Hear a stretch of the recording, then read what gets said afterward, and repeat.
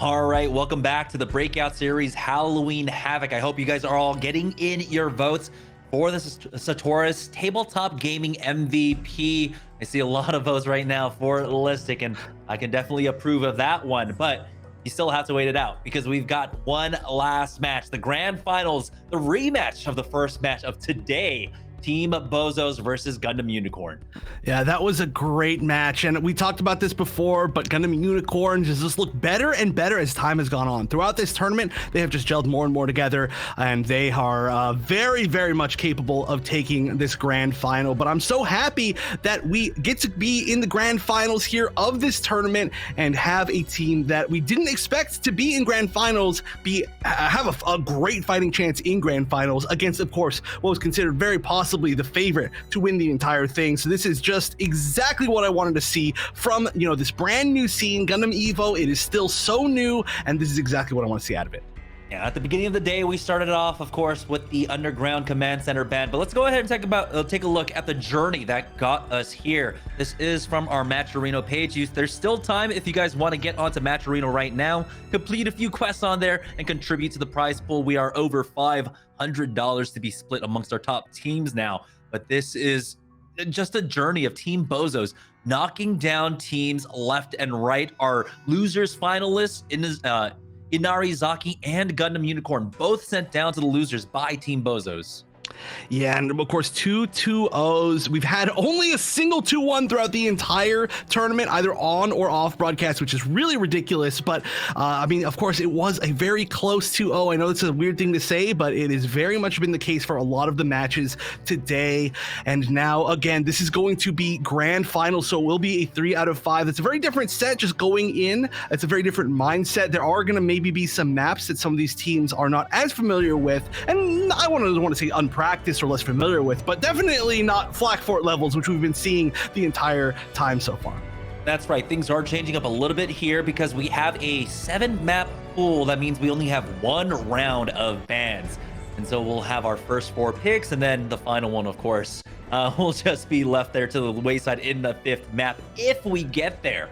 I don't know if Team BOZOS is going to allow that to happen because they have been absolute dominant across the last 2 days.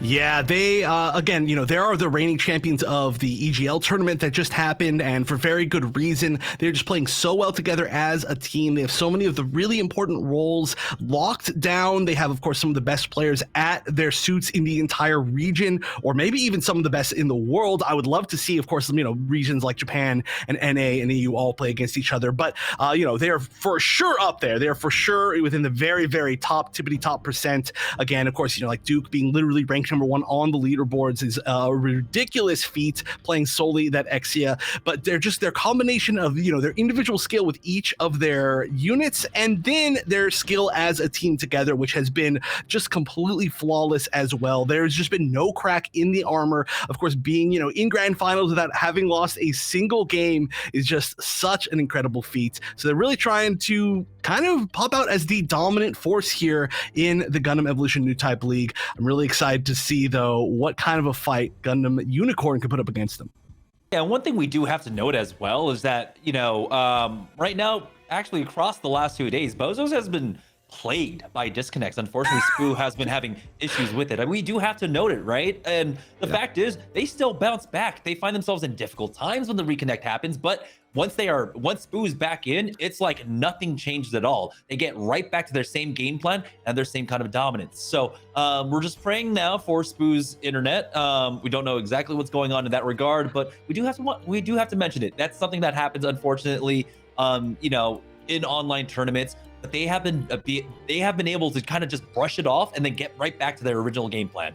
Yeah, it's actually like, obviously it's not good for them, but it's kind of like a statement to be like, yeah, we had, 2-3 disconnects in a single game of domination, and we still won that game of domination. Like, it's like, okay, relax. In winners finals of a tournament, I know it's a flex, but yeah, I did see Smooth talking about how it's their ISP in the chat. So hopefully it's better. I think they said it might be better. Hopefully there's been something fixed, but clearly, even if that happens, Smooth can get back in relatively quickly, and they can just get right back on it. At least it's not like a full game disconnect. But again, that just makes them that much scarier, right? And if they don't have disconnects, then that's even that much scarier. here. So we love to see that level of coordinated play. But Gundam Unicorn, again, they've been I would say like the most successful team to bring more unique picks. And Narazaki did actually have a super unique set of units that they chose in the last game, but it didn't quite work out for them. It did kind of worked out, but overall, bringing the RX-78, not bringing usually the Methis, I believe, on the team, but being flexible, of course, with what they can choose around based on the map and the comp of the opponent, of course. I just love that the ability to be flexible in that way, and I've been loving the usage of the RX-78. We saw that it was working very well against BOZOS before. I don't really expect that we're going to see too much of like a wild switch like we saw from Narazaki in the previous game. I want to see them just play their best. I think they totally stand an extremely close chance of being able to topple the giant that is BOZOS so far.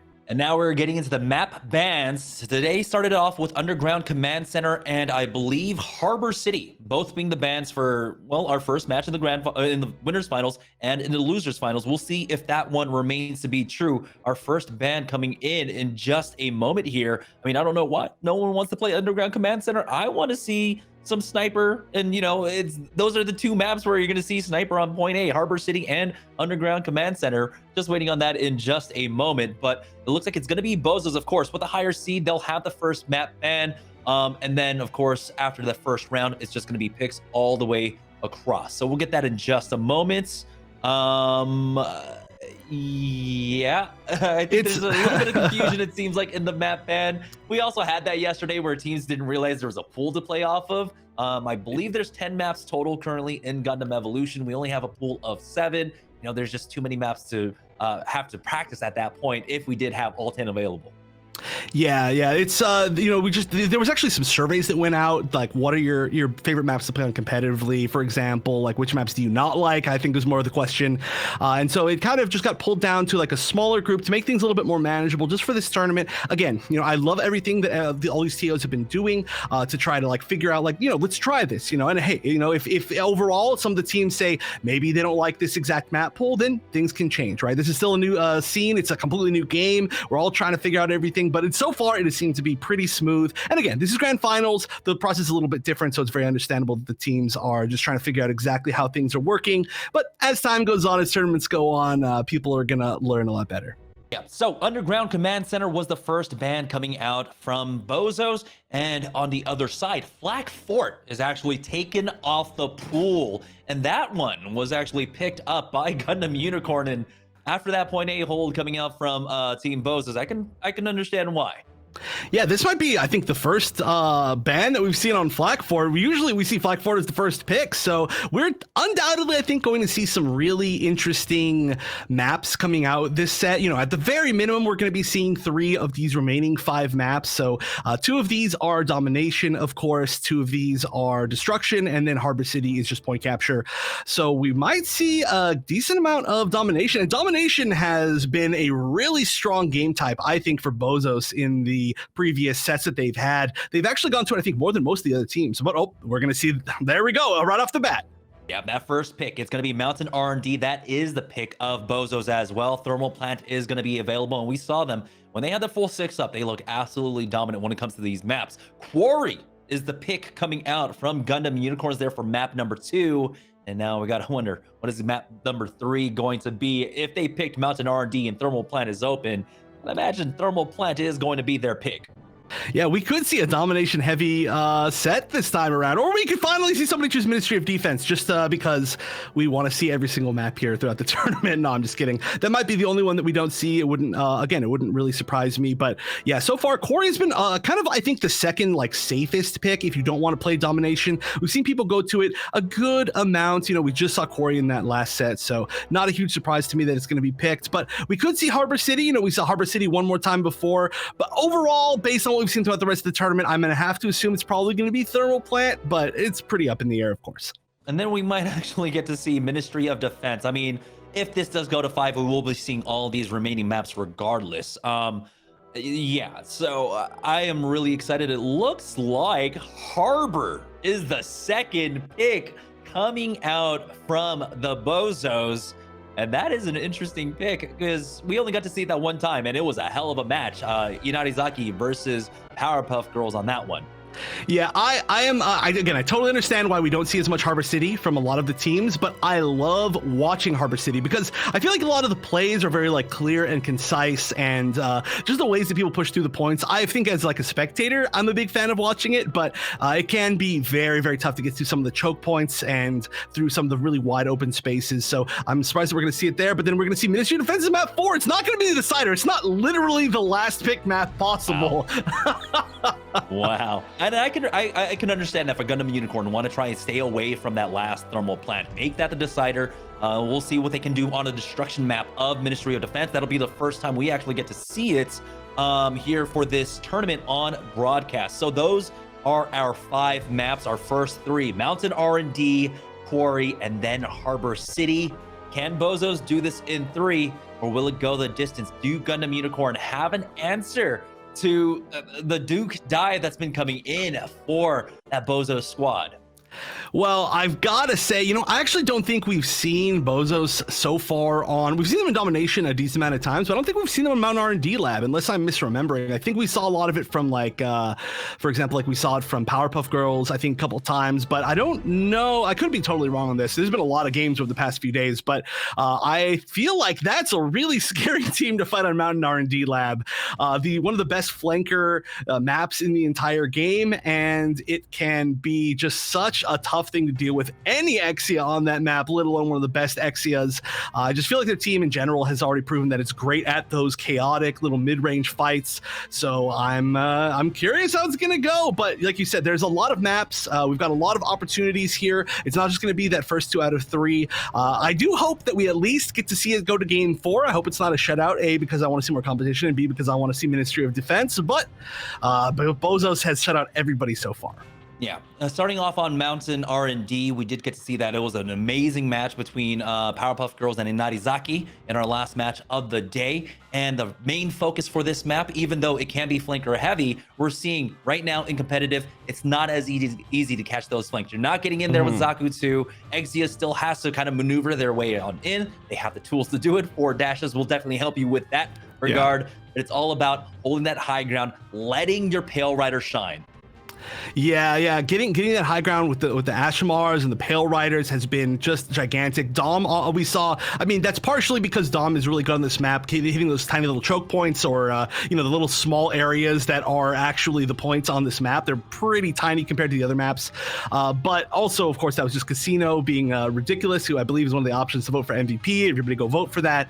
But yeah, I mean, Exia, of course, the great teams, they're not going to get flanked as well by Zaku 2, like you were saying. But Exia is still Exia, and Duke is still Duke. So I would be very, very scared here. And just the mobility, we saw in that match that you were mentioning, the Powerpuff Girls versus Inarizaki in the last match of yesterday, and actually the deciding game of yesterday, we saw that whoever was able to hold that high ground first had such an advantage, because you can go from the A side high ground to the C side high ground in literally like 5 seconds, or opposite, or go from, if you have either of the high grounds, you have the high ground on B already. You just literally look to your left or look to your right. So it really comes down to who can win that first fight and hold that position better, I think. And very importantly, it does also come down to the Ashimars.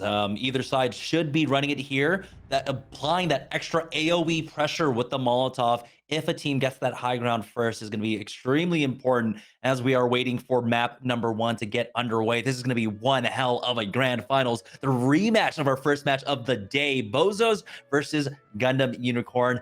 No flack for it. That's just crazy to me thinking about that once again. But Mountain R&D is really going to show who is the better team fighting team. This is a symmetrical map. Either side gets the point at the same time. It all comes down to who has the better understanding of how to approach this fight, who gets the better Molotov off, and whose Pale Rider will be able to succeed on that high ground. Now, we didn't really get to talk about it, but point B is one of those interesting points as well, where we're seeing a lot of teams actually approaching that one in a very, I guess, like drop-down heavy manner, right? On the retakes, every team tries to take that high ground in the middle drop-down and then go for, I don't know, like a drop-down punch or a drop-down screaming Nimbus and fight for point B. Yeah, it can be a really tough thing to take that point back, because as soon as you take it, the entire team can stand in so many different angles. So if you can find one of those spots to, drop down, of course, Screaming Nimbus is one of the best retake options in the entire game, or take options in the entire game. Just really good at controlling any points or areas. But if you can, find one of those like 3-person punches, which we actually saw a 3-person or 4-person punch landed Ashmar G maneuver in the like plays of yesterday highlights video. We saw that happen on this map. Punch is huge, huge, huge. There are a lot of these tiny little hallways. If too many people are standing in one place, you can just completely wipe them, win that first team fight, take back that point completely. But it really, again, it all comes down to the positioning and how comfortable people are like standing in different areas. And also I'm curious if we're going to see the Gundam Unicorn, because Gundam Unicorn is a very, very strong option sometimes on this map, right? If everybody's standing on the high point, it's great. If everybody's standing together down in B, it's great. That can leave you a little bit open to some big G maneuvers, but also on A or C, you can kind of split yourself up. So it can be a little bit scary, just a teensy bit scary. We saw the pick going to the Gundam Unicorn sometimes, but sometimes not on this map. So it all comes down to personal preference, I think. Yeah, I like the idea of the AoE heals, especially in a very death ball heavy meta, but I think also the extra tool, having that extra CC, the push from its ability, maybe try and knock someone out. Instead, you're not relying as much on an Ashamar punch or an Exia to knock target down and try and isolate them if you're trying to retake heights. But it doesn't seem like we're going to be seeing Unicorn coming out. We do have a Gundam getting picked up here on our first fight. And here we go. We're going to be starting off on A, so it's a fight for this high ground. And immediately, of course, we're going to see who can land the best Molotov. That was a full one. Look at that. Almost 15% already built. But the Exia flank coming out from Team BOZOS, that's going to be Duke in the back line, pulling them back. They do find a knock onto Spoon. That's the Gundam Unicorn going down. Ashamar now in, along with James on the Exia, and that's a full team wipe for Gundam Unicorn. Oh my gosh. This guy, I love the comms, dude. I love the comms telling you these guys are definitely friends, right? They're definitely friends outside of whatever game they happen to be competing in. That's a really great team fight, and a lot of it was so much because of that firebomb from the Ashamar. Oh wow, the escape using the verticality, dropping down and then coming back up. That was a little bit risky, but still they are holding on to this top spot decently well. A lot of people downstairs actually. They might lose this high ground. Yeah, they're fighting for the point though, as the challenge is coming in. 20 seconds remaining now, and Gundam Unicorn are still holding on. Here is the run back from Force as he does get back onto the point with the squad, has the molly available, and does send them back. Now with 17 seconds remaining, I don't think there's going to be enough time for them to regroup and try and contest this one. As you can see now, the focus is immediately on taking the high ground, as this point will be swapping on over to C. Yeah, but what a great hold. That was, I mean, a huge amount of percentage just sitting there, just not able to get even a single point. But oh my gosh, that was really loud. I think that's the POV of an Exia. I was about to say that extremely loud dash punch sound is somewhat telling. But again, we're seeing the Exia duels down below. Pretty similar HP. The Sazabi's going to go and ruin the party, but Tism is going to potentially finish off that Sazabi and get the res. So that is going to be a really nice spot for BOZOS, trying to cap C as it spawns. And now the high ground being established here by Duke. He does have to back away to pick up this mini, and unfortunately it's going to be the Sazabi that picks that one up, and throughout all that, Tism actually goes down. And so now they are fighting a man down, and the point will go on over once again to Gundam Unicorn here. Team BOZOS playing from behind once more. They do have that Ashmar punch if they need to evict them from that high ground, if he can find that angle, but we saw before on the other side, Gundam Unicorn have been doing a great job of keeping an eye on the skies. We've got the Hades coming up along with the Gundam Unicorn ultimate now, but they just push forward without any ultimates. There's the Gundam ult going down. You can see how large it is, but they do end up clearing out that super napalm. And now as we swap on over, the Hades is available here for Team BOZOS, but do they need to rely upon it? They might, as James ends up picking up two. The trades are there for them though, but the Hades from behind might just be too much, as Tism will go down, and now it's going to be 90% almost being picked up by Gundam Unicorn here in the first round. Yeah, that is so dominant. I mean, that was a pretty late Hades to use for that point, but again, we've seen that it's pretty valuable to try to use whatever you can to win team fights, even if you're not going to be holding that point for very much longer, because you want that high ground going into what's going next. Here we go, we see the Trans Am activated, gonna land on a chunk of them, not quite able to get the damage it wants on the Sazabi. The Sazabi's gonna back up. This might be able to close it out. No, the health pack already picked up, and this Trans Am might be not getting really anything. It didn't get anything, but it bought space, or maybe Tism just destroyed the entire team there. Objective A will go the way of our BOZOS squad, who have a lot of ground to make up for. 12% versus the 88 on the Gundam Unicorn side, but they do have this high ground now. They've got 3 G maneuvers available, the Hades, the Screaming Nimbus, and the funnels, and it's a full 5-man coming around from the other side. You can see, though, the flank coming out. We'll see if this Ashmar can get much. He does have a long ways to go to try and get that ultimate G maneuver back on up, but it's just kind of a reversal of positions, but it's a trade 1-for-1. Ender's going down. They end up getting the tank at the very least as Zombie falls. The Hades is there for Tism as he picks 2 up on that one subject going down, and it looks like the retake is here for Gundam Unicorn. Now there needs to be a fight on the point, extra time ticking away. BOZOS need some presence, and they do end up taking it. Wow, they've got a lot, 70% to try to make this back. There's going to be, of course, a regroup from the side of Gundam Unicorn, but they just have to get them all off point a single time. That's all it's going to take. And again, it looks like they're going for this push from the other side, and it's just been working really well so far. It's been really hard to kind of get people off of this high ground, but Gundam Unicorn, a pro at this map, totally understand why they're picked it here, and they are going to get some picks, and this is looking really good.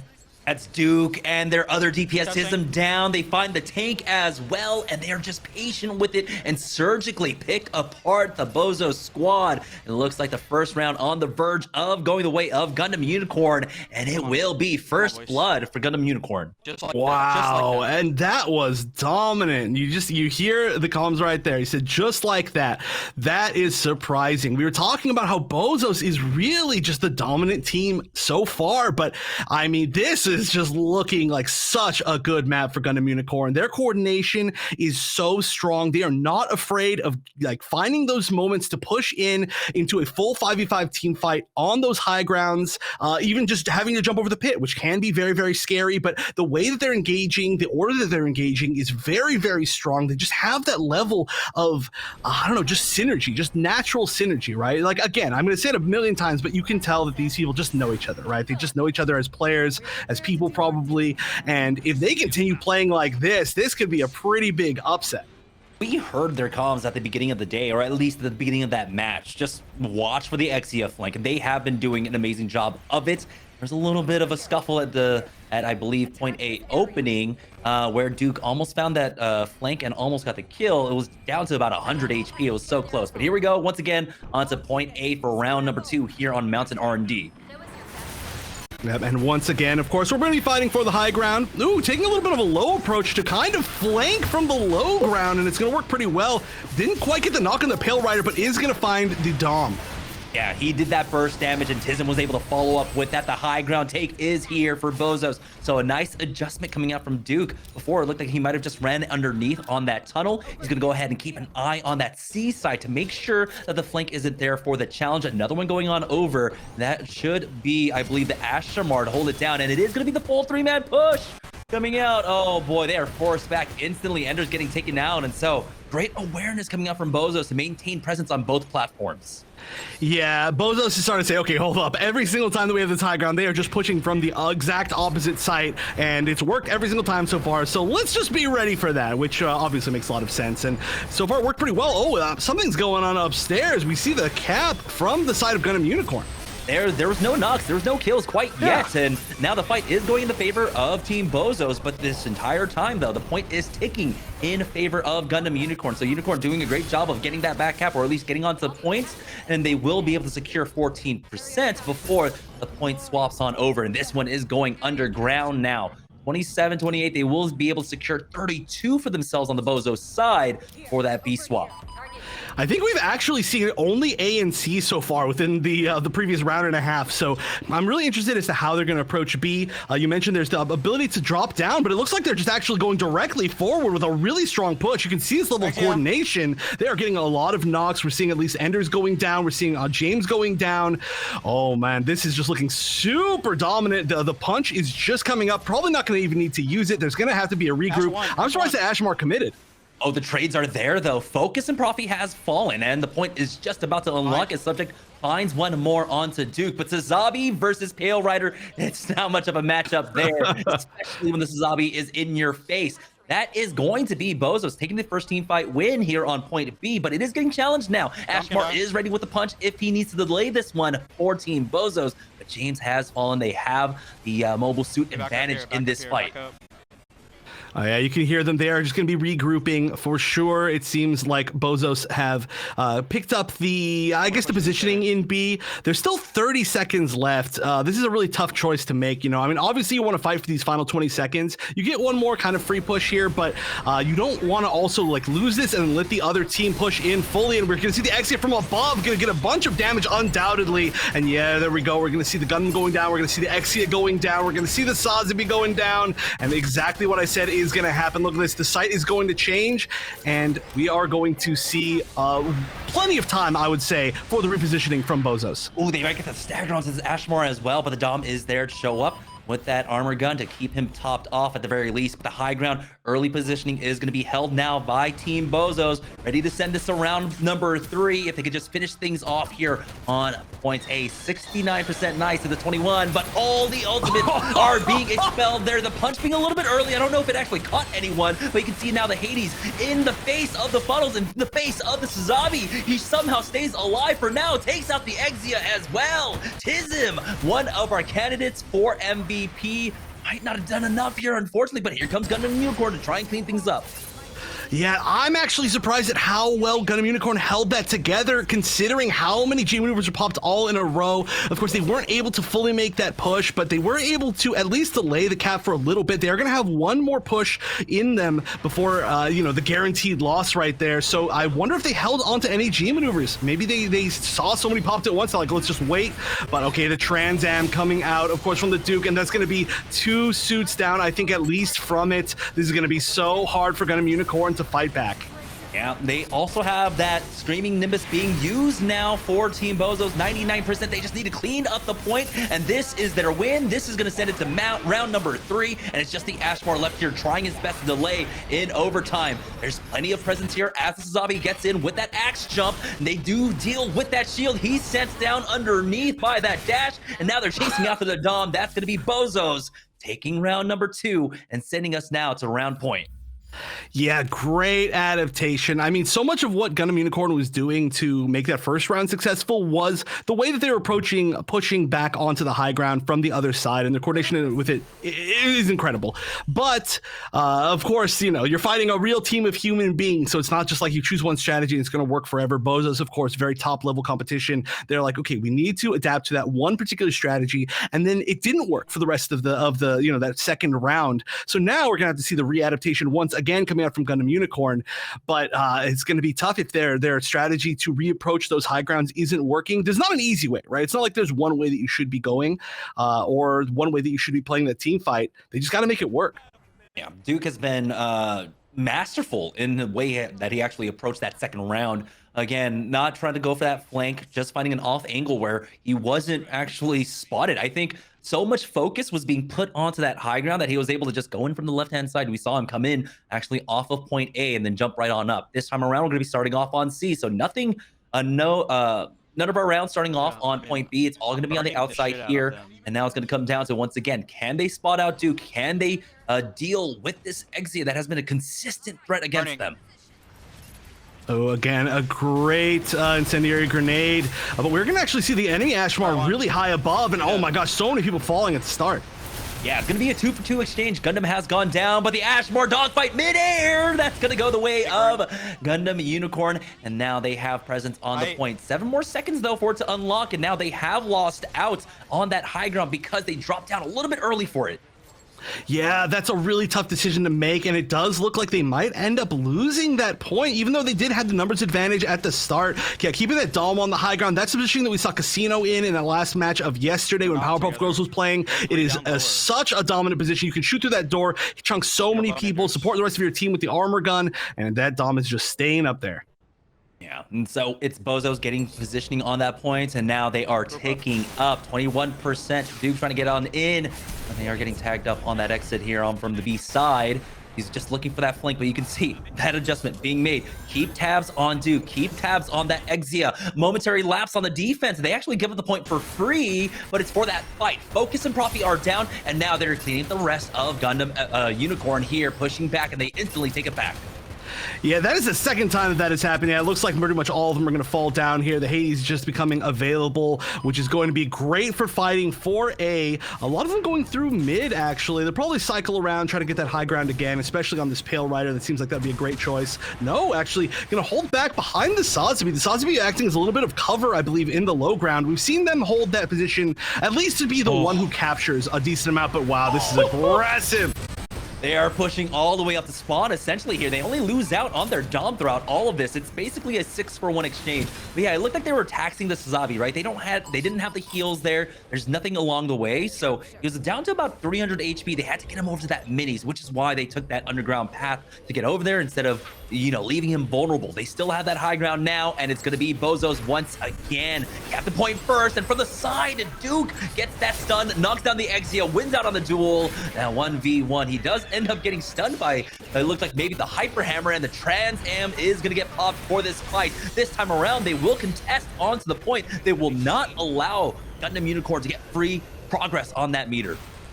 Yeah, and oh my gosh, we have just seen Duke running rampant again, confirming the 12th kill on the kill streak. You know, we saw the very first thing in this game be that Duke pushed forward, was caught out, and actually died. Like, pretty much, I think, the first kill of the game. But we are just not seeing that at all again. It seems like Duke, oh my gosh, that's actually a ton of people pushing over that mid-range. Oh, they end up picking one, though. That's going to be Die going down, and I don't believe he's in the area for them to get rezzed. But with this regroup coming out from Gundam Unicorn, that's going to buy some time for the other side to actually get up as a full. Now, we have 5G maneuvers available here. The point is about to unlock. They're charging forward. Here's the dive out with the Screaming Nimbus, but they don't really have anyone to isolate. The damage really quite isn't there for the follow-up. Enders ends up going down. It was a full 6-man focus onto that Screaming Nimbus, and you have to imagine there's so much shield onto that all 6 members were eventually able to take him out. That's incredible. The trades just going back and forth, but it's the high ground that they were fighting for. They do have that for now, but we'll see if they can trade back here as the kills are just going in the favor of BOZOS. Yeah, I mean, they fought for the high ground, but then not that many people stayed on the high ground. A lot of people were pushing through very aggressively to try to follow up through the low ground. But wow, you know, talk about aggressive holds. Again, we're seeing Focus have to go all the way back to heal in base, or actually not just to heal, just take cover. The Sazabi just standing right next to their spawn, and just one hit on the punch. That's not the best feeling in the world, especially on this map. I don't know if that's going to be enough. They needed to do it ASAP, though. There's not much time. 99% on the board for BOZOS. Yeah, round number 1 just looked like it was a warm-up for BOZOS. Once we got to round 2, it was just absolute domination. BOZOS will take our first map here in the grand finals, and now it basically becomes a best of 3 for BOZOS.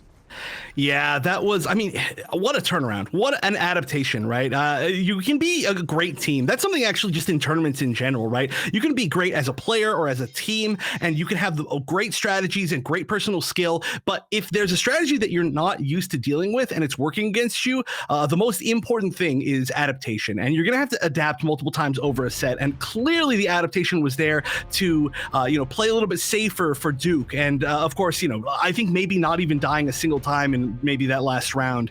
And then the adaptation to stop the other team, to stop Team Gundam Unicorn from jumping over mid and just catching people from behind every single time. And just the angles that they were playing, the ways that they were approaching things was all completely changed between round 1 and round 2, which is not only, of course, a great feat of adaptation, but it's a great feat of saying, like, yo, we just got almost perfected, in a round, the first round of a set. A lot of people would, or a lot of teams would maybe get a little bit tilted. There might be a little bit of argument between the team, but clearly BOZOS is just like, okay, whatever, it happened.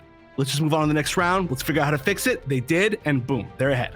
Mental reset was there, and now they just bring it within reach of two. Two maps is all they need, and the next two maps are going to be Quarry and Harbor. Quarry, we got to see, I believe, Gundam Unicorn on it before. They had a great defense. We'll see, though, if it can actually be stalwart against the amazing offense that has been Team BOZOS. I mean, it's hard to pick which team member is doing like the most on that squad, because it feels like everyone is contributing extremely well on the BOZOS side.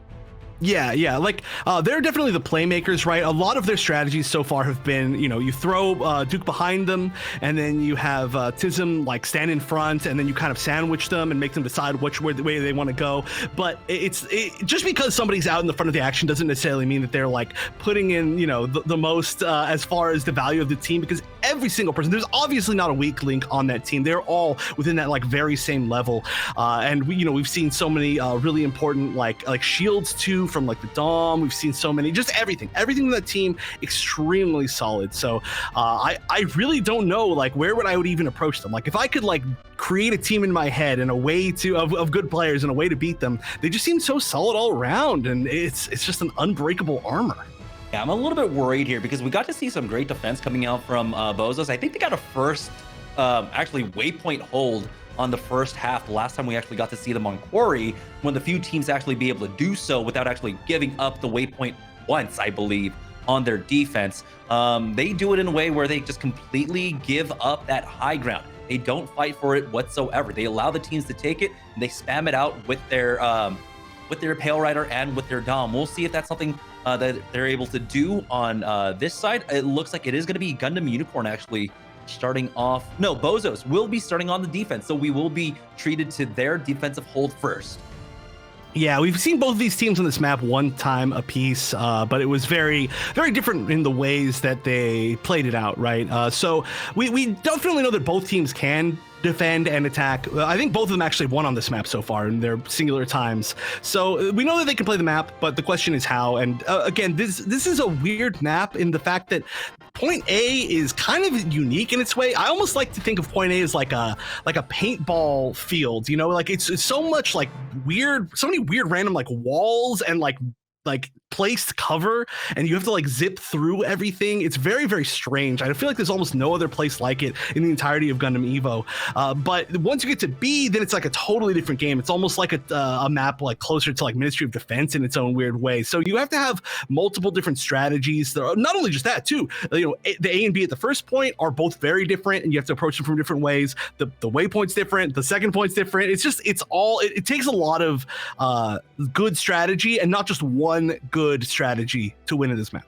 And when we do, or if we do get to the second half of this map, when we go over towards that AB that's basically right on top of each other, the Ashmar player is going to be extremely crucial. Like you said, the waypoints are completely different, but Ashmar is able to access that second half waypoint extremely well. So if a team fight win happens for the defense, he can easily shut down that waypoint and waste a lot of the time for the offense. So we're going to be keeping an eye on players like Force to see how they end up maneuvering that one.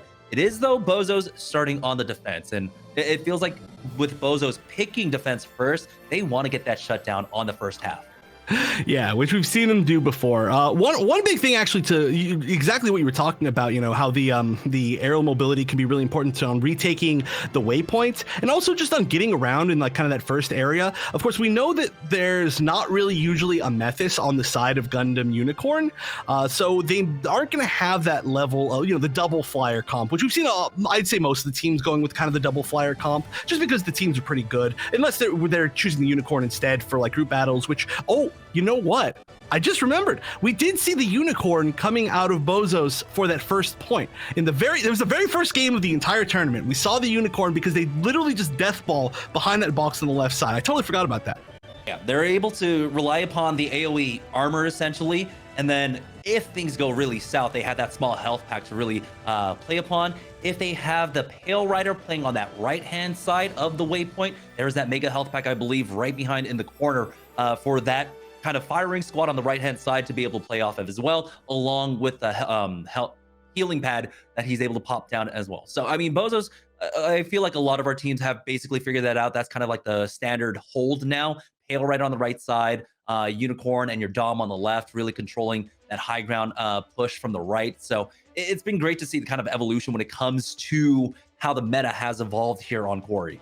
Yeah, even not even just like the meta evolving over time, but like the meta evolving throughout this tournament. I feel like we've seen a lot of, especially the maps that we've seen a lot. Like we've seen a decent amount of Quarry, a lot on Flak Fort. We're starting to see people really like lock down their strategies and like look at what other people are doing and being like, okay, hold on, maybe we just do that. Like let's hold a little bit less forward here. Let's hold a little bit, on this platform here. And you really love to see it. One thing that's actually a little bit unique that I remember Team Gundam Unicorn doing on this map is once we saw the switch to the Marsai from Inarizaki against them earlier today, they started holding a little bit more back. They were holding into the like buildings on defense instead of a little bit more forward on the waypoint, and that might have been to just avoid the hooks because they did change it once they kind of noticed that. But also it can be a pretty tough spot to shoot into if you don't know which direction they're going to be shooting you from, or if it's both sides. So we might see them kind of go to that. It also plays pretty well off of like the further range of having the RX-78 on their team. But I mean, I don't know. These teams are both so good at offense and defense. And honestly, we could be talking about defense all day. With these teams, either one could just like make one fast push, just wipe them, and then boom, we're at the point. And we could have talked for longer than it takes them to actually get through it. Yeah, we do see that quite often. I mean, especially when it comes down to matchmaking, I feel like, it's either a full hold or you just stomp through the rest of the map. There's like almost no in between when it comes to Quarry in that regard. We are just waiting now. We do have all of our players in the lobby just ready for the go ahead to get into match number 2. Right now, it is BOZOS with the 1-0 lead here in this best of 5. And I hear the pilots getting activated now, the units firing up, and it will be Gundam Unicorns starting off on the offense. Yeah, and side note, as we start the second game, how cool is it that turn A breaks out of the rock? I think that's so sick. It's such a nice little touch that they add. I love all the little things that they add in this game. But here we go. We do get to see the team comp on defense, and we are going to see that Unicorn picked again, just like we saw in the, like I said, the very first game of the entire tournament, which really does go to show just how committed they are to this kind of, it's weird to call it a defense death ball, but it really is a defense death ball. Look at this. Look at this. The whole group, they're all together. It's all the boys. Yeah, they're wishing that they had the jump pad there to get up on top of that boss snow. But it does seem like they will try and hold on that left-hand side, 4-man death ball, possibly have the Pale right on the right.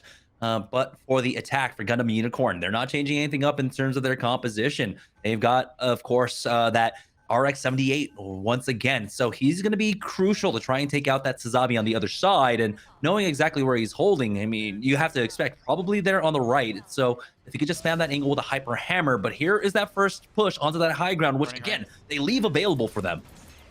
Ooh, and hitting pretty much all of them with the incendiary grenade. That is going to be huge. Of course, that's one of the best tools at dealing with a death ball. It's just going to do so much damage and build so much of your G maneuver, which is, of course, is going to be a great answer within its own. And look at this. Already this hold is not working quite as well as we've seen before. They're going to get at least one pick. We're going 1 for 1. Oh, they're getting 2 picks, 3 picks, 4 picks. It looks like immediately they are going to be taking this waypoint.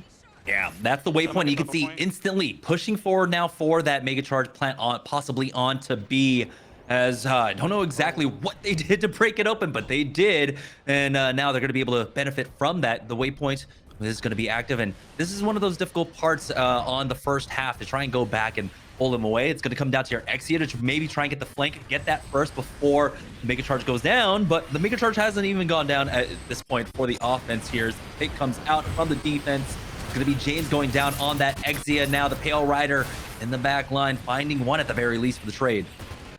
Yeah, it looked like the offense was really committed to pushing, but then they decided, oh, no, let's back up. Let's regroup first. We see some people are coming back up, but here we go. They are trapped in this hallway. This can be such a deadly place to fight, but it looks like the Pale Rider is going to go down. Tism not being up is going to be huge here, and now he needs to get back into position. It's very hard for the defenders to get into a good position to defend B, because you can shoot through that floor, but only from the side of the attackers, essentially. So you have to get all the way over there, and this is a great plant. B can be very hard to fight through, especially with an Ashmore punch potentially up soon.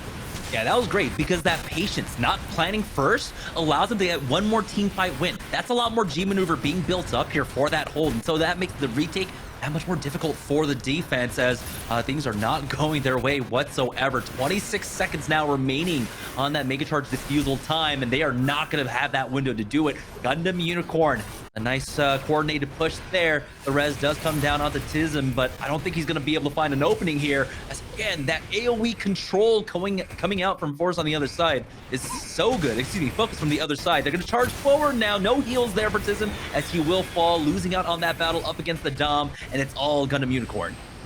Yeah, no chance of defending. We have seen every single team try and plant on B primarily, and for very good reason. Once you can get that in there, it is very difficult. You gotta clear out both floors before you're safe to disarm. So that was a really quick push. I mean, a great take on the the initial waypoint, a great take on the first point without ever getting disarmed, and Gundam Unicorn is looking amazing on Corey. Oh boy, and they have 5.5 minutes now to work on this. They've already got the initial pick as well. You imagine probably the Exia going for that waypoint now. Duke trying to find a stun, but will not be able to connect. Has to back away, drops down to no HP as he gets finished off, and it's going to be point B once again. We do have the Pale Rider up top, though, actually denying that plant. And he does have that Hades available to EMP to slow things down. Again, it's all about delaying here. They lose out on the Sazabi, the nade there, along with the follow-up. He just needs one more shot. He does connect, but the Sazabi is there to follow up. They'll get the rest to get their Pale Rider back up. That was like the hardest single shot to hit in the entire game. I know that exact feeling, trust me. But wow, that was such a brawl. We actually had both teams almost entirely going down. It was down to like 2v2 in the end of that fight. But they were just brawling in every single area. These are not concise, grouped up team fights. This is just little hits here and there, little brawls. But yeah, you got to be sure that you are covering B. It has been B here almost every single time so far that we've been on Corey. And now Exia is so low, the health pack not coming up. The Sazabi might fall down, but the Mega Charge still hasn't gone down. The HP bar is extremely low from either side, and it looks like the defense will hold for now. The Mega Charge has gone down on a B. The Screaming Nimbus is available for the defense, along with the Hades still being held now. But he does have to back away, unfortunately. Drop down low and has to take the time to heal up. Die goes down. That's going to be the Ashmar picking it up. Focus has been doing an amazing job so far, and the funnels are just keeping them zoned away. The Hades will get popped, though, by Prism. He does spot out one, gets the knock. He needs a little bit more, though. 30 seconds remaining now on this defusal time, as they still need to make their way onto B. There it is. Finds another knock there, but Duke ends up going down, and now Tism brought down to 40 HP once more, denies the res, but he still needs to get the defuse. The axe comes in to finish him off. Yeah, not quite enough mileage. Tried his best, but there was an attempt there to disarm. It wasn't enough. Gets taken down, and now this team on defense is so staggered. It's going to be really difficult to find this moment. And look at this, another person down on the bomb. 3 people up, 3 people just standing there trying to body block the diffuser, and it's not going to work. And that is going to be 0 defuses, a clean push from Gundam Unicorn. Wow, what a shift in momentum. What we had after Mountain R&D, it's now Gundam Unicorn with a very strong offense there. Really making the defense of BOZOS on that first waypoint look like nothing. And typically we've seen so many teams kind of struggling there, but there was no almost resistance coming out from the other side. Gundam Unicorn really ran over that offense, and they have 3 minutes and 26 remaining on their secondary attack. Yeah, I mean, you really can't get that much better than that on this map. This map is a really long run. They took a little bit of time to plant both on the first site and the second site, but once they planted, it was just 100% going all the way through. That was just so incredibly played. I think it's actually gonna be really hard for BOZOS to match up to this. And now I'm really curious, though, how is Gundam Unicorn going to play defense here? Because BOZOS, of course, playing that big death ball behind the box, they got wiped really quickly. And it might have just been the way that the team fight was engaged or something, but I don't think we're going to see quite as many people maybe sitting behind this box. Like I said, they were pretty good at defending from indoors, which is a really interesting choice, but we will see. Yeah, I believe that, on the side of Unicorns, they do play a bit more spread out. They're not as death poly. They should have their Pale Rider on the right-hand side, so not a full 6-man stack on top of that Unicorn. We'll see, though. It has been coming down to a lot of these Ashmar players with their nades. How much value can they get off? Can they get that opening with that free napalm, that AoE damage? The Gundam Unicorn is still being picked up by BOZOS for this push, though. We'll see. They're going to go straight up the gun and a cheeky hyper hammer along with that molly to get some damage off. You get the scouting out from that Sazabi as well. Now it's going to be the high ground push. Neither side really contesting this one, and it's going to be the Pale Rider contesting it for Team BOZOS. Yeah, again, they're a lot more split up. You can see here on defense for the side of Gundam Unicorn. Okay, now they're starting to group back up. Yeah, as soon as they see the push, they're retreating back inside. It looks like the Exia is going to be pulled down immediately. It is so hard to push forward when there are people shooting you from both doors. Yeah, at this point, I mean, it seems like, you know, bending but not breaking is the name of the game here on the defense, as Spoo is still alive, is not going to be able to get the res, actually gets away and dashes away from his Ashmar there, will end up getting cleaned up himself, and that's going to be the first offensive hold coming out from Gundam Unicorn. And so it's looking like the opportunity to try and beat the time of Gundam Unicorn is already getting away from them. BOZOS, though, have been able to force them back at the very least, and that's going to be the waypoint possibly getting picked up by them. Yeah, look at this. 4 people defending from the B side hallway. Interesting. Did they just give up the waypoint? That was it seemed like most of them were up and potentially kind of in position. I'm surprised that they just backed up from that, decided not to fight it, but they do, of course, you know, there's only about 3 minutes, 45 seconds left, and wow, there's a big push on A here. What happened to Sazabi? His HP bar just completely melted. Remember, he has like 2,800 HP with this shield and his original HP bar. He didn't even get fully healed up. He goes for that charge in, but they find the knock onto James. It's still, the trade's going in the favor of the opposite side. The defense is holding for now, as Exia Duke does find one in the back line. James gets brought back up, but he's re-knocked throughout all of this. Tism has not been res though, and so that's going to be the stop for the push as Dai goes down, and now BOZOS have to reset for this push along with the defense for Gundam Unicorn. You can see the split coming out. You can see, you were talking about it, how it becomes such a different dynamic when you have to defend these 2 points that are so far away from each other. Yeah, I'm surprised that they were so quickly able to get over to A once they saw that the full push was on A. And I'm also surprised that we saw the full push being on A. We've only seen A attempted a few times, and not a single time has it worked. It's been B every single time, but already, I mean, this is just such a delay. They are far apart from each other, but it's also quite a long run for offense. So every single time that you get wiped, you're losing, I mean, at least a minute here. Oh, trying to melt that Exia. Great tracking, but the Exia just zips away. Yeah, BOZOS finding the first knock there. Duke has gone down as well. Gundam Ultimate does go down for the defense here, trying to delay that, but the Mega Charge has been planted on A. It was all a distraction, but does it matter if your entire team gets wiped on a B, and that allows Gundam Unicorn to come in for the free defuse? Yeah, before anybody could even get there. Even Exia, honestly, from this range, it can be very good at defending A. So if this Exia had gone back in, it could have really actually stopped that, because you have to deal with it with 0 drop off on the daggers. You're sitting target, disarming on A. You have to get all the way back to the other side of this hallway. And look at this. We're seeing a little bit of a sneaky strategy here. We might see another attempt to push B and then sneak the plant on A. It worked before to at least get the plant down. It wasn't successful, but Sazabi's just sitting there. Oh, that is not the challenge you want, Sazabi. Why are you there?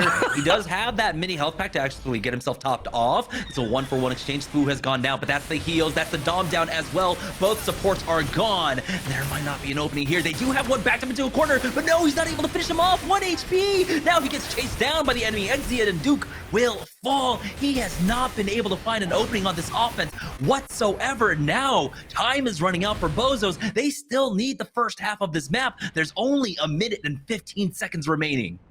I cannot believe how dominant Gundam Unicorn is looking on this map. This is so surprising to me. They're playing it so well. We see that a lot of them have pushed back onto A. You can already hear the comms. It's just, again, it's so calm. I love their comms, but we just have to see if it's going to be, again, a really full commit to A. We see that they're going to kind of sit in the middle and say, okay, let's make sure that nobody, you know, sneaks around behind, plants on B, because that can be so hard to defend from, but it does look like a pretty heavy commitment here on A.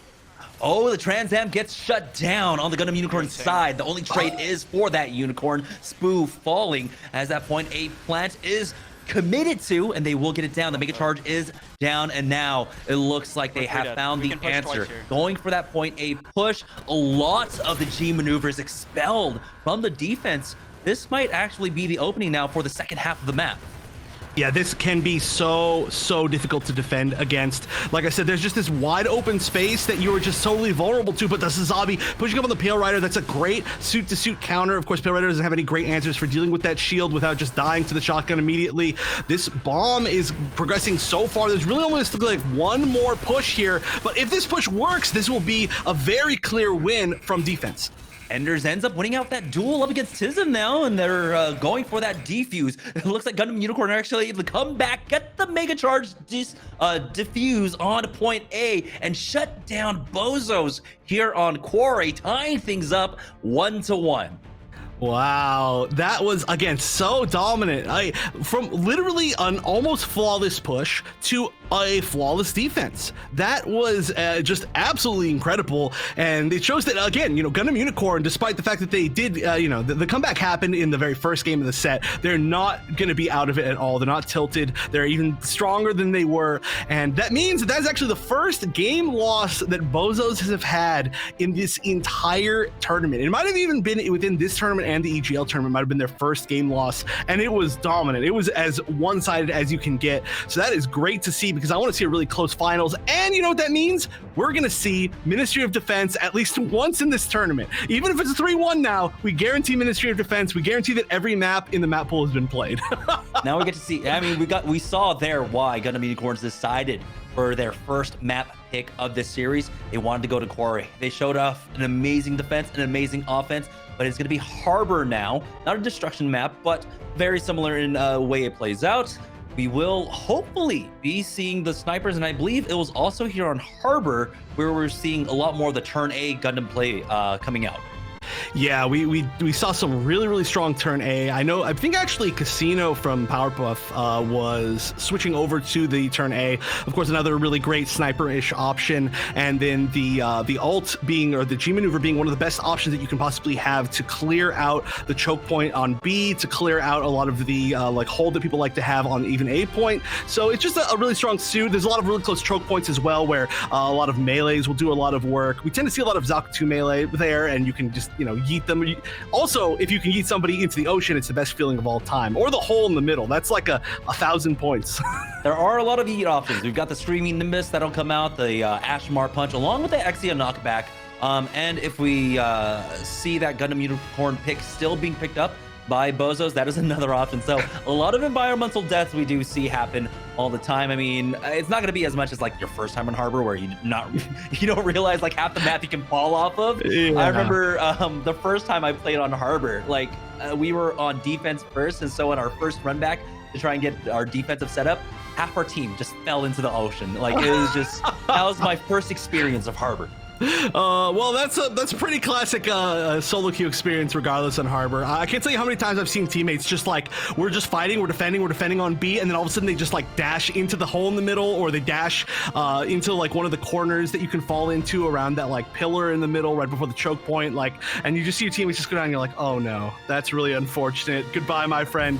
But definitely not going to happen here with these really strong teams. And the match that we saw here on Harbor yesterday, it was a very good match. It was actually really close, and we saw one of my favorite plays of this entire tournament, maybe my favorite play of, and I think 3 or 4 people on the team, I think it might have just been 3, jumping over the wall at the very last moment to make the final push using the GM sniper jump pad, and then splitting the enemy team, kind of like pincering them in between the choke point angle and the back angle. It was so sick. Yeah, and the thing was, like, the margin of error for that play was extremely tight. If you missed up your boosters just even a little bit, or if you didn't get the initial kill, you weren't getting onto the point in time. So they had to be immaculate in that push. It was a fantastic moment. We're just waiting on map number 3 right now. And like we said, it will be on Harbor City. This is going to be fun. Hopefully we do get to see the sniper battles. We do see how different it plays at higher levels. Right? When you're playing this one in matchmaking, everyone's just holding that initial corner, right? The defense is right there, right up on that corner. But right now in in higher level play, you're playing a little bit further back. You play inside the city line. You're playing inside of the buildings. You're playing for the extra cover there. And so, yeah. It's great to see the teams kind of adjusting for that regard. But at this moment, it does seem like we're going to actually Wait, hold on. I'm trying to figure out, are we taking a break or not? I think we're gonna take the break after this map, just because we want to make sure that the players get their their time to use the restroom and recharge. But hopefully we get to see Harbor pretty soon. Like you were saying, everybody's holding back, and I think that's a little of a PSA to anybody here who is grinding through the ranked ladder currently. Whether I've seen all the way from basically iron, bronze to all the way up through platinum. I still see people in platinum that hold way too far forward. Please look at these matches and see how reserved the first defensive holds are from all these teams. Please don't hold at the door. I know you want to be Barbados and get a one shot as they run out of their base, but you're going to die. You're not going to get back in time, and then we're going to have to 65 them. Please stop doing that. Just go back, play safe.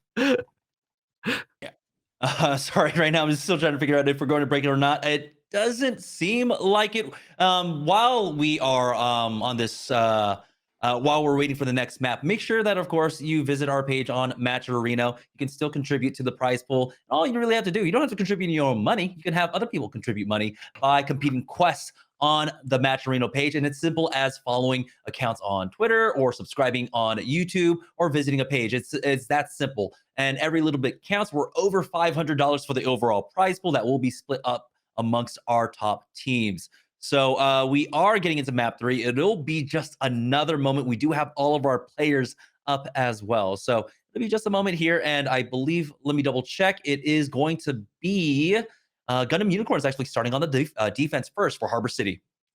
All right, yeah, like you were mentioning, we did see the snipers. I thought we were going to see a lot more Gym Sniper throughout the entirety of the tournament in general.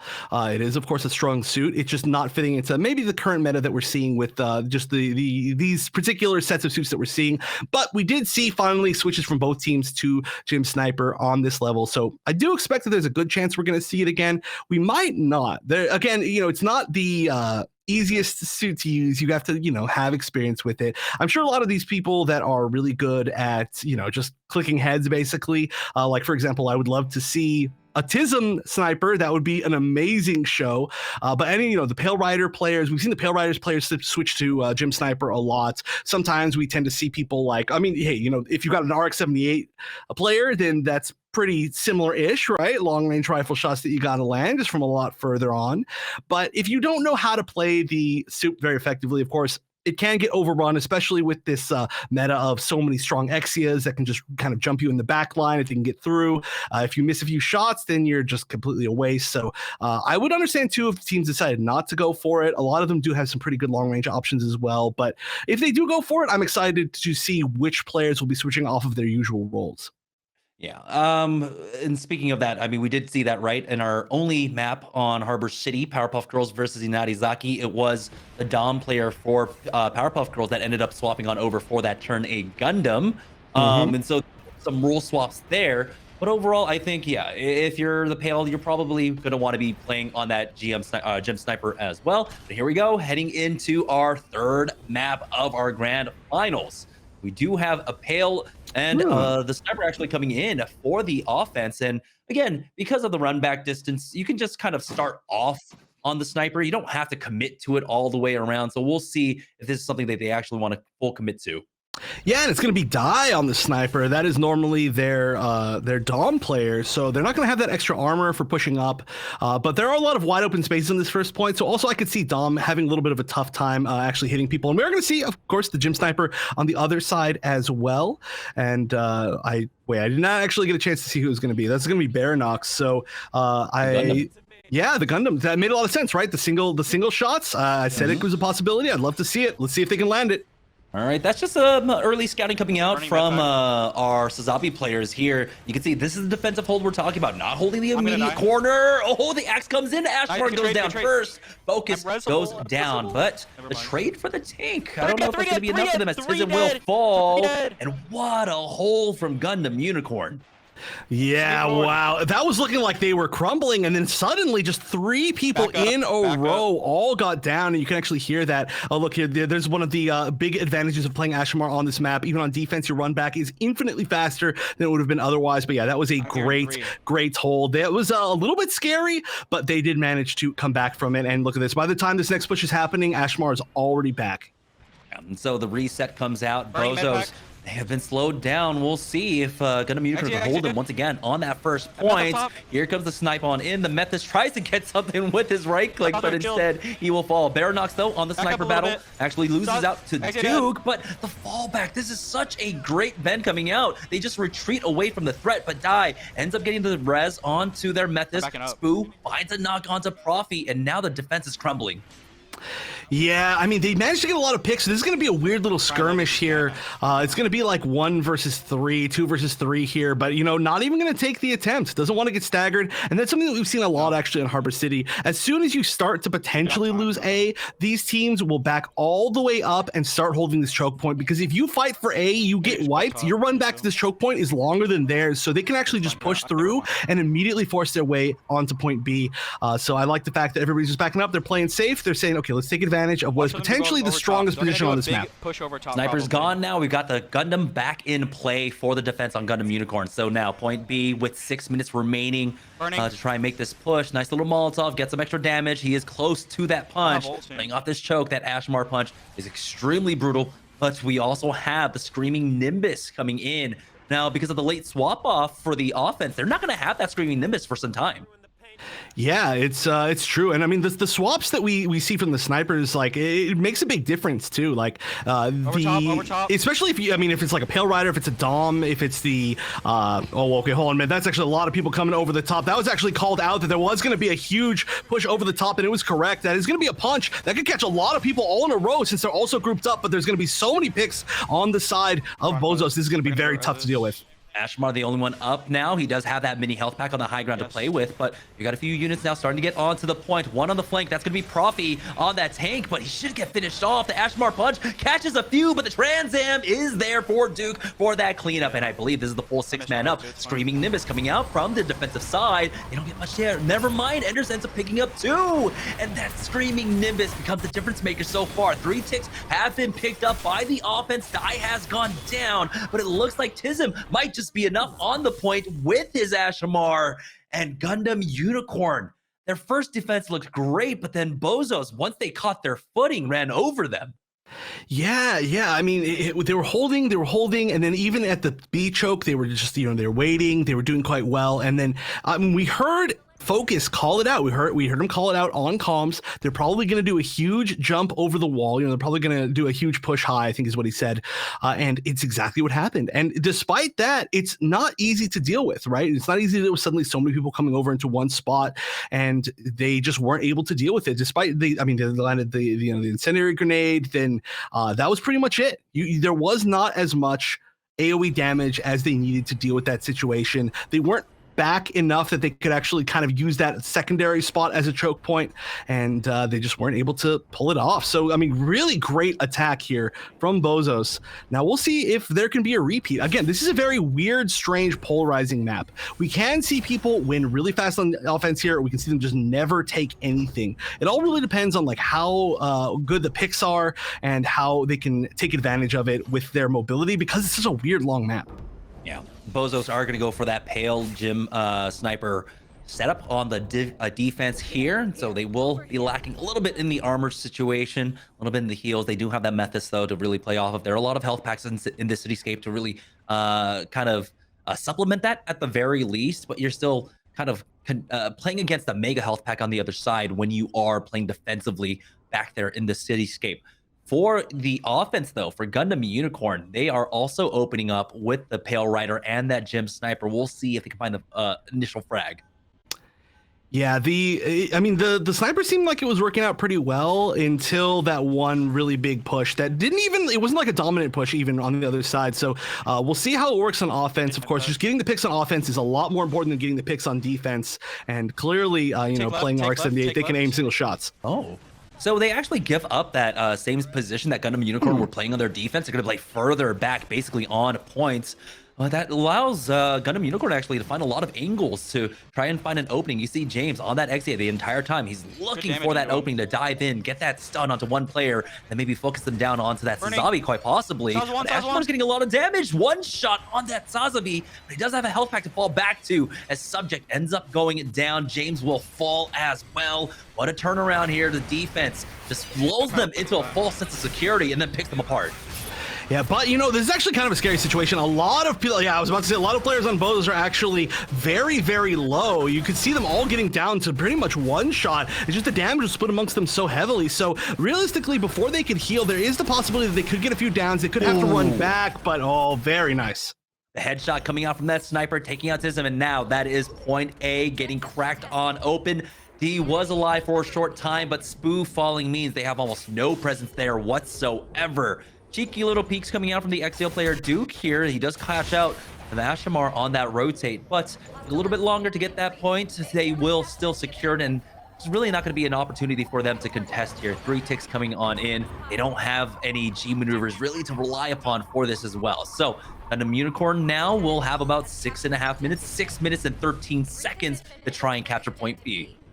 Yeah, and just like last game, they're going to immediately switch back to the RX-78 instead of the Jim Sniper, which makes a whole lot of sense. I mean, Jim Sniper can be pretty good on this point, but it's not really as good as any, as A on any point in the entire game. So we are just going to see the switch back to normal. We're going to see a pick on both sides, a 1-for-1. Oh, but it's going in the favor of, it looks like BOZOS at this point, as they were able to hold the line here. Having that Pale Rider dish out consistent damage from mid. Gundam does end up picking up that health pack. You got to be careful there. Hyper Hammer misses as it looks like Tism's got his dancing shoes on for this one. And now he's right back to mid to try and apply pressure. The Exia charging up that dash. He's ready to bounce around with it. Ashmar has fallen as Focus takes out his counterpart. Now the Exia going in with the Trans Am available. Enders ends up picking up D there. And now not much value getting picked up from Duke with that Trans Am. Yeah, and we're going to see a few people on the side of BOZOS going down. In fact, a lot more than a few right now. This is going to be most of Team Unicorn up. There were a few picks that are going to have to run back, but if they can kind of hold this defense at a choke point, we do see the punch. It's going to stun the Sazabi. Let's see if the Sazabi can go down. It looks like it's going to hold on for a little bit longer. I got the and he's healed up to full here, and we get a look at that actually from behind. Never mind, it's a little bit delayed, so the Sazabi does go down. It's one more falling on D, and now you can see they're starting to lose presence here. The reinforcements are coming in. The Ashmar up top. They secured their second tick, about to get their third, but they're just waiting things out. The Hades getting the kill onto Baronox as Tism has that angle for himself. Subject will fall, and it's only going to be 2 ticks secured by Gundam Unicorn on this push. They still have 4.5 minutes remaining. Yeah, I think that pretty much gets out of the range of having kind of similar times going into overtime, but that was a really, really strong push, and they just need to do that one more time to secure the entire thing and at least get it into an overtime. But it's going to be tough even if they do manage to do that. And look at this. He said he's ready. There's clearly been a plan formed. The huge, 3-person push over the side of the wall, and it does look like they're going to take out Duke. They're going to take out the Sazabi. Focus goes down, but they're still slightly ahead by numbers. Oh, James trying to push in with that Trans Am. Baron is the only one up. For that gun side now. You can see isolated the Screaming Nimbus used just to try to get onto the point, and I don't want to see you hold on to that one. Instead, mad scramble fight on the left-hand side as the Pale Rider does end up going down for the defense here. But you can see Duke still in the back line. Now the Trans Am is activated, is able to dash right back into the fight, get the stun to 1, has to deal with the Sazabi. Really low on that armor, but it's really low on the HP for him. He's got the repair cable along with that armor gun. The Gundam Ultimate out, clearing up the side. 1 person on the point might be able to secure that tick. No, they end up finishing him off and sending him back. Spoo ends up falling on the BOZOS side, but it's okay. They can play here off the low ground with that health pack, with that Methus heal, and they send the offense packing. Oh, I cannot believe that Exia play was so fun. I cannot believe that they did not go down earlier, and they were so close to getting a health pack, but just not quite. Great hold, though, I gotta say, on the side of BOZOS, and now they're trying to get this positioning, but we're not seeing the offense stop at all. Yeah, that's a really scary spot just to be standing on that outside right there. You have the chance of being knocked off by a lot of different G maneuvers, but Tism, as usual, is just doing so much damage, just stopping anybody who's not focusing on him. Yeah, you can see once again, I believe that was D pushing in from the right-hand side, but the Ashmars goes in. it looks like either we're just back to the neutral now. Well, once again, playing off this choke. You got the Methus turret in the back line just to cover in case of the flank comes out. And now they're going to charge forward. G maneuvers have been utilized. That's going to be the funnel. This is Zombie instantly taken down mid-air. Screaming Nimbus just to be safe, but D will fall for his efforts. They still win this team fight now, and they are starting to press the issue. Only 2 minutes remaining for the offense to get 2 more ticks. And on top of that, there's so many G maneuvers available for BOZOS on the side of defense. Most specifically, and most importantly, the Hades available for Tism. That itself is probably still, I would say, the strongest G maneuver that we see. And there we go. It's popped immediately. It is going to try and completely shut this down. We're going to see 2 players already down on the offensive side. We're going to see the aggression out of Tism. Going to take down 3, 4, 5 players and the full team kill. Wow, the Ashmar on the other side try to actually answer back, and down 2, I believe, with the punch, but that's G maneuver for G maneuver. Now either side might actually be empty on the tank, but with 1 minute and 30 seconds left, there's feasibly really only 1 push remaining here for Gundam Unicorn on the other side. Remember, BOZOS still have, what, 4 minutes and 40 seconds remaining on their timer. They back off, and they're going to try and bleed out their time, delaying for as long as possible. Yeah, they are, regardless of what happens here, even if the next 2 ticks happen, it's going to be so good for them. But here we go. We're going to see a big flank all the way over from the Ashmar. There are 3 people standing there. It's going to be very easy to get focused by that. The Exia is low, but we're going to see the Trans Am popped, and that is going to be, again, so many players actually falling down for both sides, but this Trans Am is putting in a lot of work. Can it take down the Sazabi? It will, and that might be all that she wrote. I'm not sure if they can recover from this on offense. Wait, no, they've got plenty of people actually on the site. I missaw that. Enders has gone down, though. They do find Duke, but it looks like Tism is up now. Only 33 seconds remaining. And it looks like it's going to be one last mad dash. No G maneuvers available on the side of the defense. They are close, I believe, 80% towards 1. We'll find out what it is in just a moment. Now swapping over to the offensive view. Gundam Unicorn were able to tie this up in round number 2, but it looks like BOZOS are on the verge of being able to take this one to map number 4 with the advantage. And now as they charge up, they've got the Ashmar punch. It's a 1-for-1 exchange. They need to get a body onto the point fairly shortly. 9 seconds remaining here as they're trying to push in for the right-hand side. The punch does not get much at all. He does end up taking out Enders. Oh, excuse me, 1 goes down on the side of the defense here, and they will be able to at least secure that finish with a little bit of time remaining. They will get, what, an additional minute 30 there, but look at the large discrepancy between the sides in terms of time. Remaining time 0. That is tough. That is tough. Yeah, minute 30 versus 6 minutes and 10 seconds. That was a great push, though. That was extremely clutch. I mean, the chances of being able to make that effectively work were extremely low. They did not have very many resources. The punch actually didn't land, but they still just played that so well. And so we are going to see the overtime.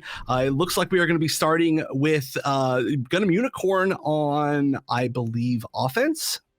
Yeah. They're going to be started off on the offense, and then it was a different kind of defense coming out from BOZOS, right? We saw 2 different styles.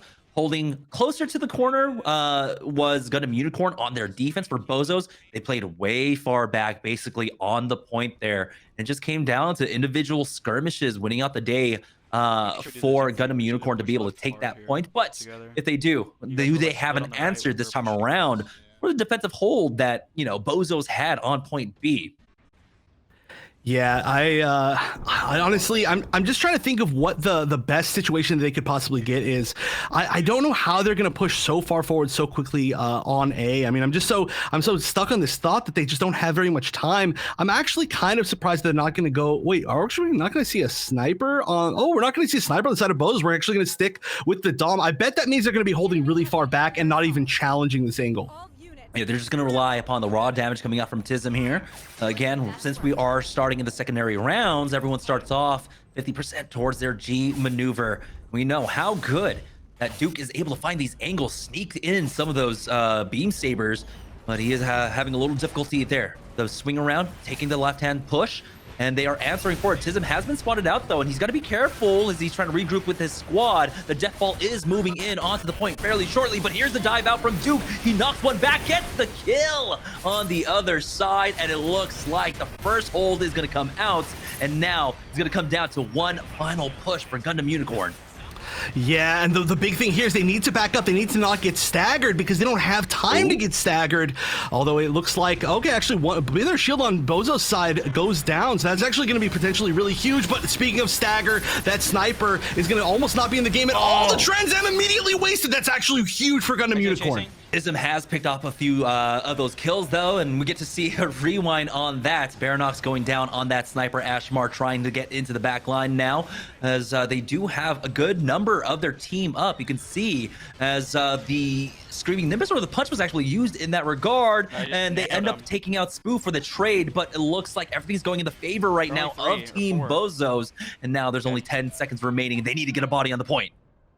Yeah, there is some G maneuvers up. There are 3 G maneuvers up potentially, but if there's nobody on point, all the G maneuvers in the world don't matter. They are going to have one person on point just melting completely quickly. Nobody in time to get there. So close with the Ashmar. Almost tried to use the punch to try to get there in time, but unfortunately, that is just not going to be quite it. So now, I mean, it was a great attempt. They almost made the push. They got a lot of trades, but now it is going to be one of the most difficult uphill battles for them to get into a tie here against Gundam Unicorn with a full 6 minutes and 10 seconds of time to simply partially take the first point, I believe. I don't think they actually got a single tick on it, so that is going to be really difficult. And again, as a reminder for anybody watching this is the grand finals. It's 3 out of 5, so even if we do see the win here from BOZOS, this is not over yet since we're at 1-1. Yeah, and for BOZOS, I mean, 4 minutes, or I forget exactly how much, what they have, like 6 something, right? 610 total, yeah. 610 total. Just secure 1 tick on point A. You can see that golden bar right there. That's all they need to push forward to. And again, they're not starting off with a gym sniper. They're not falling into that one. They're going to allow, if Gundam Unicorn want to play that, well, all you have to do is just not play around the sight lines. For Gundam Unicorn, they did hold a little bit further up than what we saw BOZOS on their defensive end. They're playing on the close corner, giving up that left push. We'll see if they want to try and hold close again, or if they're going to run something similar. Mahiru hover. Nope, never mind. We're going back to the Nest. You know that we love to see the Mahiru in this household, but yeah, Mahiru definitely not the pick I would choose here, sadly. Although I might choose Mahiru anywhere just because it's fun like that. Actually, Mahiru on defense here can be really obnoxious for the very first push. But here we go, 6 minutes and 10 seconds. BOZOS doesn't have to take any huge risks, right? They can wait for picks, they can play safe. But a way more forward hold here, and look at this. We're seeing a ton of damage getting put onto BOZOS. They also got the early confirmation that, yeah, it is going to be a sniper composition for them, so we're going to instantly dive onto him. Baranox has fallen, but they end up losing out on their Sazabi once again. The focus fire onto the takes have been fantastic, but you can take a look now as things start falling apart. This is where Duke comes alive. When he finds these individual skirmishes, now he's got the health pack to heal him back up. He's got the armor gun as well, and he finds one more kill onto Subject, and now things are falling apart for the defense. This is BOZOS now on the verge of taking a 2-1 lead, setting themselves onto match point. Trans Am just for the victory lap, and now BOZOS take the lead 2-1 as we head to Ministry of Defense. I didn't even get a chance to say anything that game. That's how fast that was. They could have traded times and BOZOS would have still won. That's how fast they took that point. That was exactly what Gundam Unicorn needed to do, and it was what BOZOS did, and a spectacular statement. But I mean, this really just goes to show the strength of both of these teams at different things, right? We saw in the first game, it was domination. It was 1-2, so it was close in its own way, but then we saw a dominant game on Quarry from Team Gundam Unicorn, and now we see a dominant game on Harbor City. Oh, maybe not as dominant as the Quarry game, but dominant in overtime and on time overall from BOZOS. And I just love seeing that, right? It's clearly all these teams have a lot more to practice on all of these different maps, a lot more strategies, but they are doing just amazing in showing off what each team can do.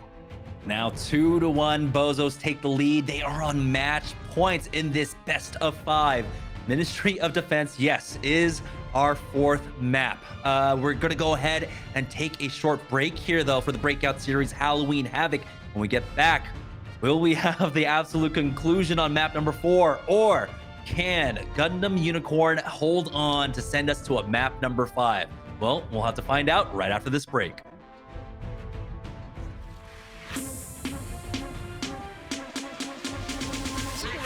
Being sniped out when you go for the repairers, you can see them start to just try and move forward the map 94% to the ultimate. Objective here Payan does get Stolly. Carl Sagan gets Kyler, but the headshot comes. The 8 point is now under contest. And Dream hits those shots once more. Stunned through, and it is now going to be just absolute. Carl Sagan!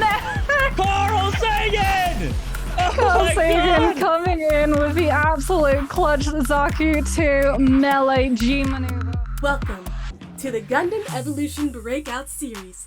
This video will explain the format for competitive Gundam Evolution across the North America and European regions, and how you can become a participant in the series. Teams will participate in the Breakout Series for a chance to compete in the Gundam Evolution Newtype and Academy Leagues. The Breakout Series will include 2 regions, North America and Europe. Over 4 months, teams will fight to gain points based on placements in each event. Teams will compete in 6 total events to gather points to qualify them for the Newtype or Academy Leagues. Each event will host a 2-day double elimination bracket where the top 8 teams will gain points towards their qualification into the international leagues. At the end of the series, based on the rankings, the top 8 international teams would automatically qualify for the Gundam Evolution Newtype League. The following 4 will automatically qualify for the Gundam Evolution Academy League. For the Breakout Series, we will be implementing a map ban system. Teams will pick and ban maps based on the poll vote via the community. The maps that will be rotation for the Breakout Series are Underground Command Center, Harbor City, Mountain R&D Lab, Thermoplant, Quarry, Flag Fort, and Ministry of Defense. Additionally, we listened to feedback from the community, and we will be putting Zaku2 Melee in the competitive quarantine. This means that throughout the Breakout Series, Zaku2 Melee will not be allowed to be picked within competitive play. Next, let's talk about your path into the Newtype League. Following the Breakout Series, 2 open qualifiers will be hosted for a chance for pilots to participate in the Academy League. Teams will participate in a double elimination style bracket, with the top 8 teams qualifying for the closed qualifiers. The top 2 teams at the end of each closed qualifiers will be invited to participate in the Academy League. The Academy League will feature 8 rising teams competing to hone their skills and play for a chance to promote onto the Newtype League. The Breakout Series is the beginning of an ecosystem where competitors across North America and Europe can compete to prove they are the best of the best. We look forward to seeing you compete, pilot. It's time to earn your stripes.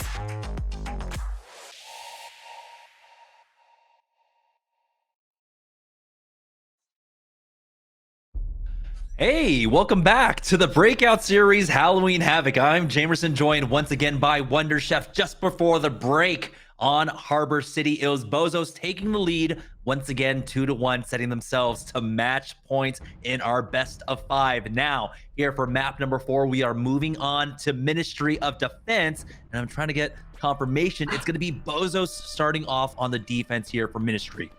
So now that we're in grand finals of the entire tournament for the very first time, we can talk about Ministry of Defense, and what a strange map it is that could potentially be the deciding map for the entire tournament, as we now have a 2-1 lead, of course, for BOZOS. So they just need to win this map and they're going to win. Otherwise, we're going to go to a game 5, which will be on it was on Thermoplant, I think.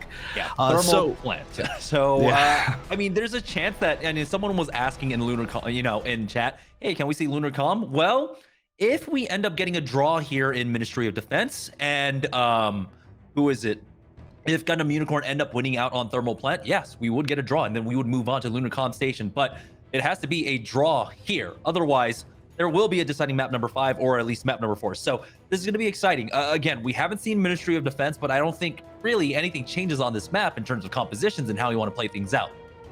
Yeah, and also just to specify too, like it's not just going to be a draw by the actual game. Like even if they go to overtime, if they would have to draw completely on time as well to get that entirely. So maybe we'll see it, but probably not. But yeah, so I want to talk though about Ministry of Defense, because it is a strange map, right? We are going to see undoubtedly a lot of flyers. We've already been seeing a lot of flyers throughout the day, but it is one of the strongest maps for flyers, right? You can get from spawn, the very first spawn on offense, to a bomb site on the first bomb site in seconds, in the span of like one flight, basically, which is just so unique, basically, from any other point. And not only that, it's not like you're flying over a bunch of sightlines, you're flying over a mountain. So the defense usually, I haven't seen this competitively, of course. This is the first time we're seeing it in the tournament, but I believe that a lot of the times the defense is going to hold very far back, and sometimes you even see people actually give up the waypoint. The waypoint in this one is not a middle ground between the first point and the spawn. The waypoint is all the way off to the side and gives you a secondary angle to attack the first bomb sites from. So there are a lot of different interesting ways that you can play this map, whether you play very far forward to try to hold them at like a choke that they can't get to anywhere, or holding it really far back, giving up the waypoint. I don't know which one either of these teams is going to do. Yeah, I mean, right now, I think with the reliance that we have on Pale Riders and our Pale Rider players, that, yeah, going for that waypoint can be strong because you will have access to that high ground railing.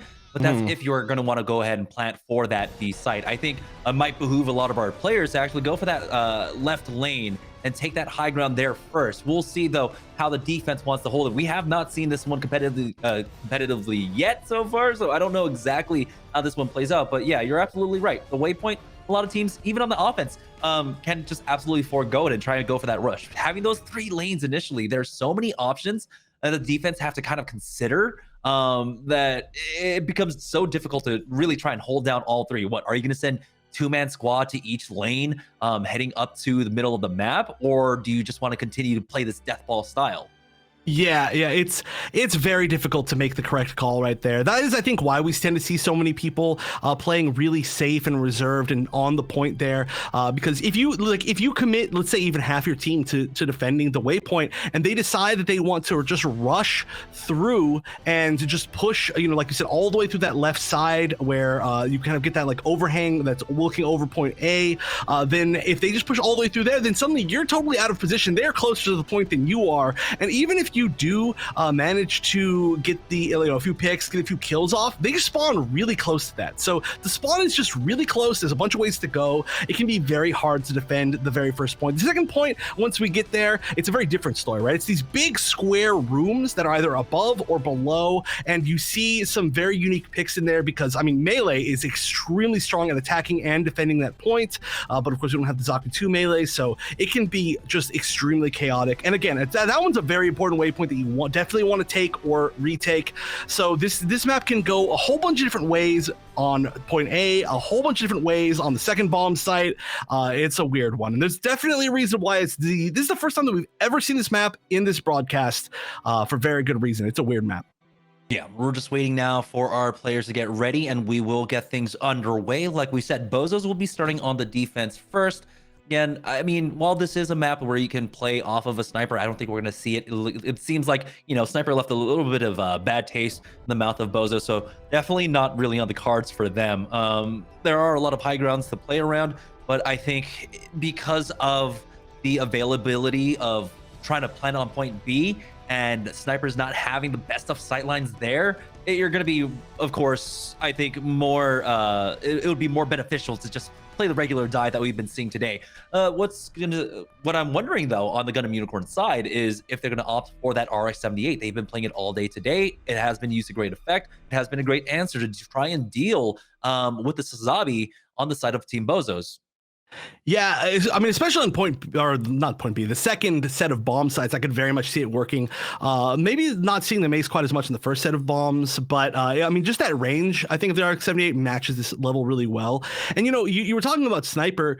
There is a strategy that, I mean, I've seen a few teams use well on this map where if you get the waypoint and you can push forward and plant on B, or sorry, on A, the bomb site that's actually above ground. I've seen a lot of teams actually go back to the waypoint, switch to Gem Sniper just to defend once they've confirmed that they've planted, because you can walk right out from this waypoint and just look directly at A, and it is very, very difficult for people to deal with you from that range. And then as soon as they actually manage to make it explode, or if they need to replant, they just walk back and shift around again. Of course, you do lose a lot of G meter for that, potentially a lot of your potential G maneuver, but I've seen it work really well if they can manage to go for that waypoint side. And some teams I've seen win without even taking that first waypoint. So it's a million strategies.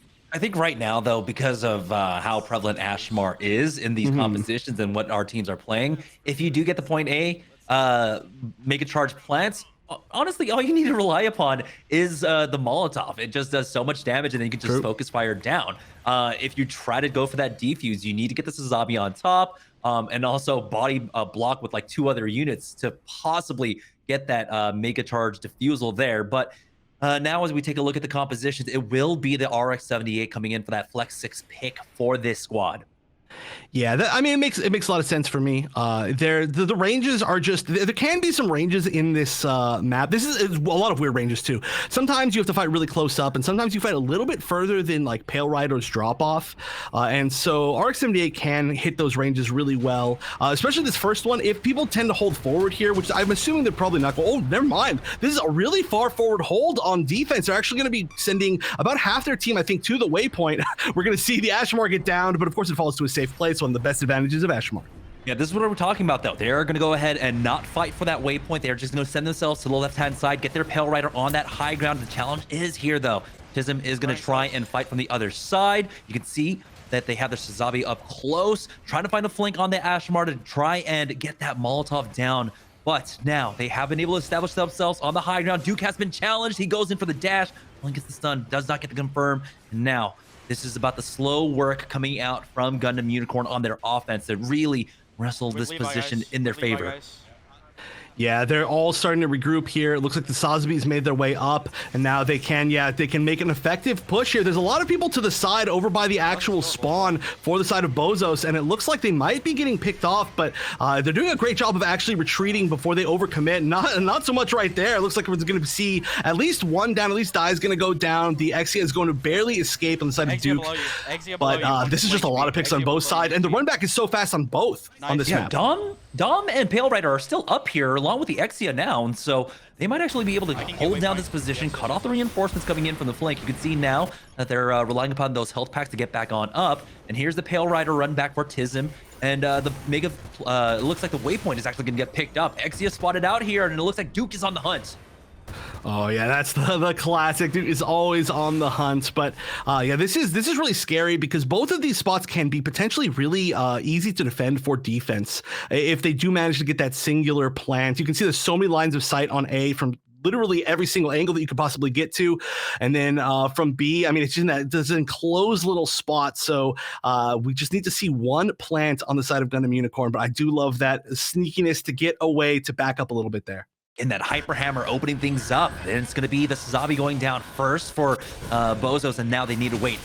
Mega Charge has gone down onto the A side, so this is going to be a very difficult retake for them. Again, we're talking about how big of a effect that Ashmar has, but the Hyper Hammer to try and stop the defuse along with a stun from the Exia. But here comes the Trans Am. Speaking of Exias, and there's the first dive on in. Profi is the first one to fall, and he's on the hunt for more. He does have to be careful here, fighting up against that Ashmar, but he will be able to get that. Their shield has fallen, but he is the only trade so far until Die goes down, and that's going to be a full team wipe, it looks like, in just a moment, and he's going to get the free defuse. Never mind, the Exia is here to stop it with the Trans Am himself. He buys enough time, quite possibly, for the respawns, but no, the body block is here. All 3 members right on top of him, and you can see the Ashmar was not enough. You need a little bit more extra damage than that nade to burst through that defense. Yeah, and you can see how difficult it is to actually get a defuse off on A. That was expertly executed by BOZOS. That was pretty much as perfect as you could get. They had to use a lot of G maneuvers just to get that off, and still they had to accept that they were going to take a lot of damage just sitting on that spot, shielding each other with their bodies, but they did it perfectly. Looks like the punch was used from the offense there, and really they didn't get anything off of it. It's a full clean wipe, and they get the waypoint away from the Gundam Unicorn squad. Now they're left with 1 minute and 22 seconds, possibly 2 final pushes, but you know you have to set up so far in advance for this, and they're going for the left side push, which we saw them squander away about 1 minute total going for that one last time around. They don't really have the time to work with it, but it looks like that's what they're going to commit to. Yeah, I mean, they got a lot of picks when they went this way last time, but oh yeah, that's actually going to give away a lot of information, I think, showing the Ashmar above the mountains. It's going to say, okay, hold on, a lot of people are coming that direction. We do see a lot of people from BOZOS circle around, but if that Sazabi goes down, that's going to be a huge first pick, and it does, but they do manage to take an Omni James on the Exia to trade. And it looked like Be Their Shield was just caught out once again by himself. Profi falls, and it looks like the Hades is enough to force them back. And Duke, once again, finding so much value with this Exia. Focus does get a knock onto D. Will they be able to get the confirm onto it? It looks like they're trying to finish him off, but Focus, he gets caught by an errant nade coming in, and Methus ends up sticking that res to get D back on up, and now it's scramble time. 25 seconds remaining for Gundam Unicorn to try and get the plant. Yeah, I would not be surprised if we saw just some attempts to fly over here. Actually, they're going to stick a little bit more with the team. There's not a lot of time. Nope, they are going to fly over. They have to sneak around. We are going to see some picks here. James is going to get that pick on the Sazabi, but it looks like the punch is going to prevent the Ashamar from focus, from planting, and only 2 seconds left. Somebody needs to get on, and nobody can. They were so close a bunch of times, but they only managed to get that one singular plant, and at the very final moment, they were able to disarm that. So amazing defense from BOZOS, and that is going to put them now on tournament points for this entire tournament. All they need to do is do a slightly better job on offense than Gundam Unicorn was able to. Yeah, they just need to get that plant down. What is it? 85.3%. That's how far they got on that mega charge. So this is going to be a tough ask, but again, we saw how difficult it can be to push into Ministry of Defense. I mean, everyone does kind of agree that point A feels like it is very defensive sided with the way that you're able to set up. We'll see how Team BOZOS are going to approach this one. Again, they are on the verge of taking the 3-1 up against Gundam Unicorn in a fairly convincing manner. Other than, what we had on Quarry, it went clearly the other two maps in favor of BOZOS. Yeah, talking about being defensive favored, that's the interesting thing about this particular game type, is that the stronger that a spot is defensively, the better it is once you actually get the plant, right? So this is just such a weird polarizing spot because, I did not know you could stand up there. Look at that. They're showing us some little in-spawn tricks. Just stay up there the entire time. I wonder if they're going to do anything with that, or they're just up there for fun. They're just showing it off. I like that. I love that. You learn something new every day. Right now, we had a pretty aggressive hold, right, coming out from BOZOS on the defense. They were playing, I believe, the mid lane. I say mid lane because, you have these three diverging paths here, and it's going to be a very similar hold coming out. But this time, it's going to be BOZOS actually going straight for that waypoint. So they want to try and turn the screws from that waypoint. They do have to deal with the full 6-man actually over here, and this could actually get punished extremely hard. There's the first pick. They end up taking out Enders. They'll be able to secure that as well in just a moment. A second pick onto Focus, and now they're pushing for the point. The high ground getting contested. Duke is able to get that knock and get the confirm. They don't have the waypoint, but is it gonna matter if they get the plant? The mega charge will go down as Duke falls, but will someone be able to run back, maybe get that waypoint and get him back in sooner? Ooh, the defense are here to now try and take him out. Yeah, that was such a good push, and that's another one of the reasons why it's so risky to actually defend the waypoint on this stage. It can just really work against you, and it clearly did in that spot. And they're gonna, they might be even giving up this plant to try and get this waypoint. It does seem like there's not a lot of people defending it. It looks like it's gonna be gone. Yeah, they're just saying, we're gonna regroup. We're a little bit staggered. Let's get this waypoint, and then look how close this waypoint is to this point. You can literally throw a grenade from spawn. Oh my, what a shot! Oh, the headshots along with that nade coming in, and now he wants to go in for the confirm, chasing after that Dom Trooper. Enders is might be caught out here as Duke goes for that chase, but he will end up going down. Enders falling. It's the man advantage now with that res onto Duke. All 6 members up for BOZOS as they are going for that plant onto A. The Exia is not there to try and get the deny on it. You can see how well Tism is doing now on this Tail Rider, just controlling the battlefield, dodging out all the threats. Duke is just being an absolute nuisance in the back line, and they might not even have the time to try and touch the point. There's only about 25 seconds left to even try to start that defuse. You can see they have given up height. Tism has not been able to get back on height for his team, but they're starting to establish that position. Yeah, this is their only chance. They need to make this all work 100% right now, but you can see that BOZOS is so split up that even if a few people get picked off, you cannot safely disarm the bomb. That is the scariest thing about this A site. We see the RX-78 ult go in. It's not going to do anything. It's going to be destroyed. We're going to see an attempt to disarm, but that's the best they can do, and I think that's going to be it. That's the 3-1 BOZOS. Take it in 4. Gundam Unicorn were able to make them bleed, taking the first map off of BOZOS. But beyond that, it was basically a clean sweep throughout the tournament for BOZOS. And what an amazing display coming out from them across the last 2 days. Yeah, they were, one of the favorites to win. They showed exactly why. I mean, they are dominant right now. They show no signs of weakness. This set was the first time I think that they showed that they could, like you said, bleed at all. Taking their first game loss, maybe in tournament ever for Gundam Evolution, managing to get pretty close. Getting some round losses here and there, but still, despite all that, they showed just how strong they are by adapting to every single thing that happens to them. And in the end, they had just an immaculate showing. Nobody could quite stand up to them. And it's because their team is just so solid, right? There is just no weak link in their team. Yeah, I mean, we saw that from the side of Gundam Unicorn, they tried to create a weak link, right? They dealt with Duke early on in the series and were able to respond, but their main answer was try to win the tank battle. They brought in the RX-78 to have that extra shield pressure, that hyper hammer, and they were doing a great job.